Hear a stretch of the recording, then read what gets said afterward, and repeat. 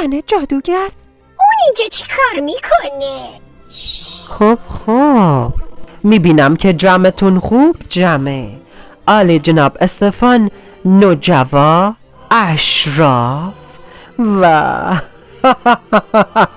خیلی جالبه، حتی پریهای مسخره. من خیلی ناراحت شدم که برام دعوتنامه نفرستادی. کسی نخواست تو بیای. کسی نخواست؟ اوه عزیزم، رفتارت اصلا خوب نیست. امیدوارم علتش یک سهلنگاری بوده باشه.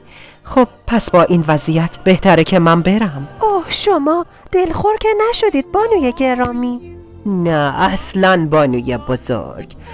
و برای اینکه نشون بدم کینه‌ای به دل ندارم، منم هدیه نثار این بچه میکنم. خوب گوش کنید، با همتونم.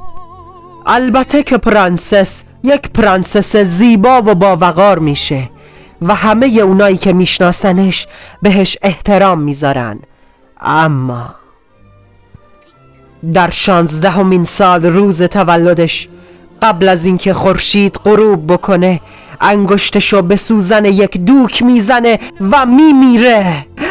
نه